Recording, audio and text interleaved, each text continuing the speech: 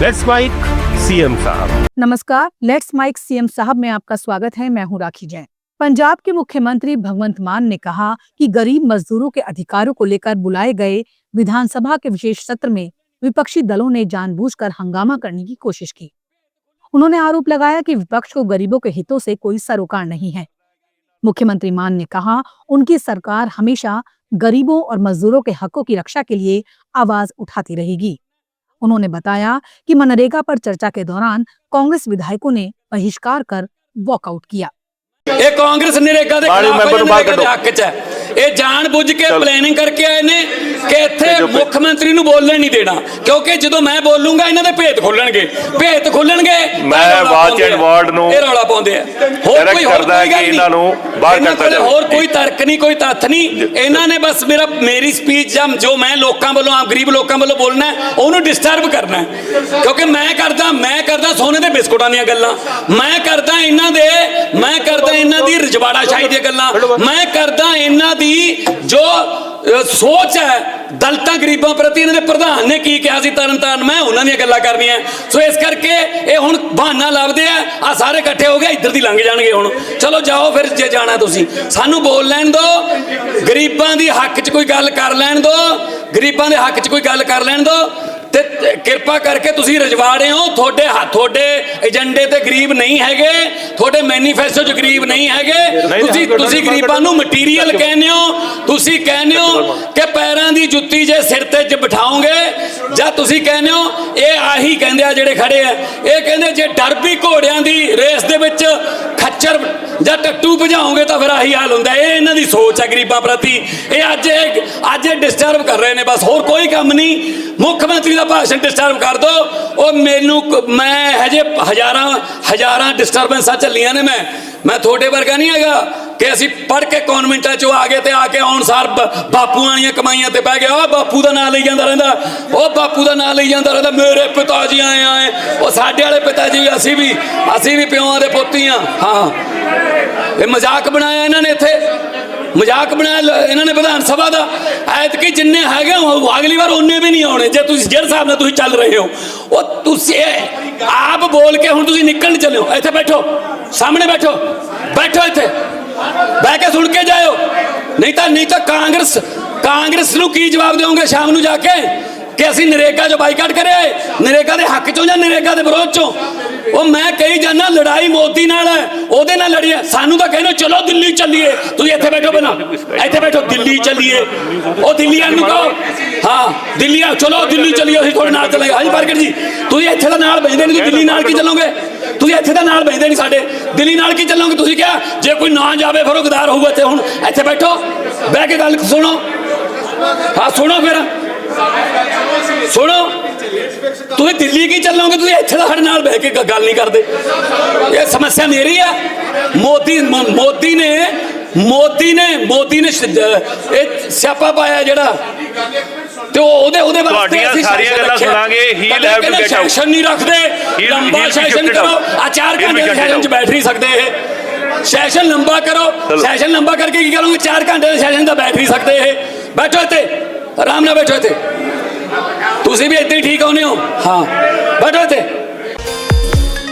गोवा के मुख्यमंत्री प्रमोद सावंत ने उत्तर और दक्षिण गोवा की जिला पंचायतों के नवनिर्वाचित सदस्यों के शपथ ग्रहण समारोह में हिस्सा लिया। मुख्यमंत्री ने बताया कि जिला पंचायत सदस्यों की शपथ प्रक्रिया शुरू हो चुकी है और उन्होंने सभी नवनिर्वाचित प्रतिनिधियों का मार्गदर्शन और अभिनंदन किया। इस मौके पर नए साल की शुभकामनाएं देते हुए प्रमोद सावंत ने कहा कि वो गोवा की जनता को नववर्ष की हार्दिक बधाई देते हैं और कामना करते हैं कि आने वाला वर्ष सभी के लिए सुख, समृद्धि और आरोग्य लेकर आए। जिला पंचायत सदस्य का अभी शपथ विधि ऑलरेडी स्टार्ट हो चुका है। मैंने सभी जिला पंचायत सदस्य को मार्गदर्शन करते हुए उन सभी लोगों का मैंने अभिनंदन किया है।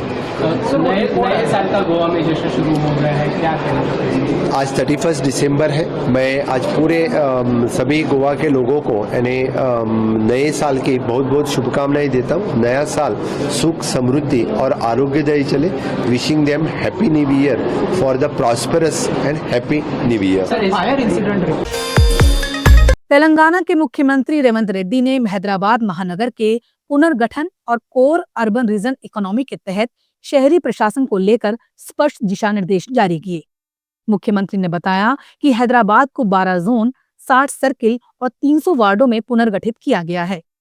उन्होंने कचरा प्रबंधन को सबसे बड़ी चुनौती बताते हुए जोनल कमिश्नरों को इसकी सीधी जिम्मेदारी लेने के निर्देश दिए। रेवंत रेड्डी ने शहर में प्लास्टिक पर पूर्ण प्रतिबंध, झील नालों को अतिक्रमण से मुक्त रखने, डीजल वाहनों की जगह इलेक्ट्रिक वाहनों को बढ़ावा देने और प्रदूषण नियंत्रण के लिए सख्त कदम उठाने की बात कही। कर्नाटक के मुख्यमंत्री सिद्धारमैया ने केरल के तिरुवनंतपुरम जिले स्थित शिवगिरी मठ में श्री नारायण धर्म संगम ट्रस्ट द्वारा आयोजित मठ के यात्रार्थियों के सम्मेलन में हिस्सा लिया। इस अवसर पर उन्होंने दार्शनिक और समाज सुधारक नारायण गुरु के जीवन और उपदेशों को स्मरण करते हुए कहा कि धार्मिक सुधार के माध्यम से सामाजिक सुधार की दिशा में उनका योगदान ऐतिहासिक रहा है। कार्यक्रम में केरल के मुख्यमंत्री पिनराई विजयन, केरल सरकार के मंत्री वीएन वासवन, सांसद और हरिप्रसाद सहित कई गणमान्य लोग उपस्थित रहे। The central post behind Shivagiri is Sri Narayan Guru, not merely as a saint, but as one of India's greatest social philosophers. Narayan Guru did not seek reform within injustice. He dismantled injustice at its roots. Suffocating under the weight of caste apartheid, ritual pollution, and graded inequality, Guru proclaimed a truth that remains revolutionary even today: one caste, one religion, one God for humankind. This was not a poetic statement. It was political theology, a direct challenge of Manu Smriti-backed hierarchy, religious monopoly, and social exclusion.